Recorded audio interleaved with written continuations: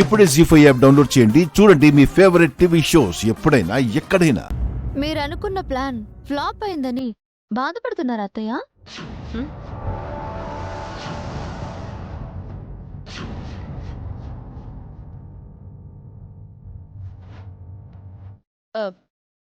Plan ఏంటే? మీరిప్పుడు మాట్లాడుకుందంతా నేను విన్నాను అత్తయ్య. ఇంకా అబద్ధాలు ఆడాలని చూడకండి అత్తయ్య. మీ వయసుకు తగ్గ పనులు చేస్తున్నారా అత్తయ్య మీరు? మేమేమైనా తప్పులు చేస్తే సరిదిద్దాల్సిన ప్లేస్లో ఉండి మీరే ఇలా తప్పులు చేస్తూ ఉంటే మిమ్మల్ని ఎవరు సరిదిద్దాలి చెప్పండి? మేమే తప్పులు చేయట్లేదే. కోడలంటే ఇంట్లో ఉండాలి, అదొదిలేసి మగరాయిళ్ళ బయట కూరేగడం మాకు నచ్చట్లేదు. తను బయటికి ఎందుకు వెళ్తుంది అత్తయ్య?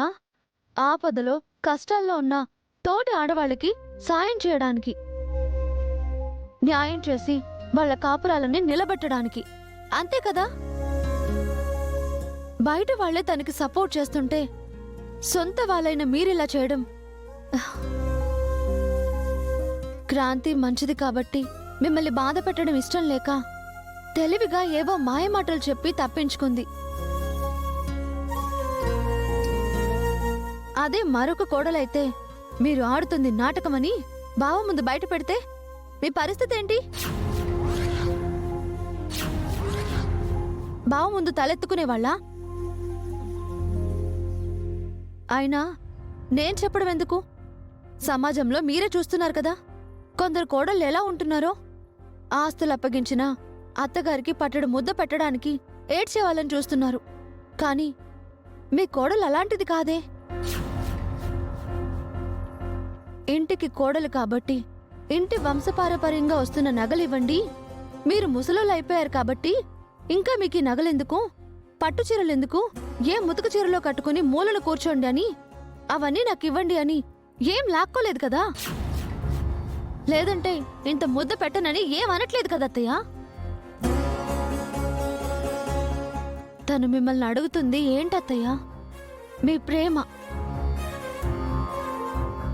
ఒక్కసారి తనని ప్రేమగా అమ్మా క్రాంతి అని పిలిచి చూడండి. ఒక్క క్షణం తనని పక్కన కూర్చోబెట్టుకుని, ఏమ్మా వాడు నీతో ఎలా ఉంటున్నాడు, గొడవలేం పడట్లేదు కదా, వాడేమన్నా అంటే మాతో చెప్పు, మేం మాట్లాడతామని చెప్పి చూడండి. మీరు ఆ మాట అన్న మరుక్షణం అదే క్రాంతి మీ కాళ్ళ దగ్గర పడుంటుంది అత్తయ్య.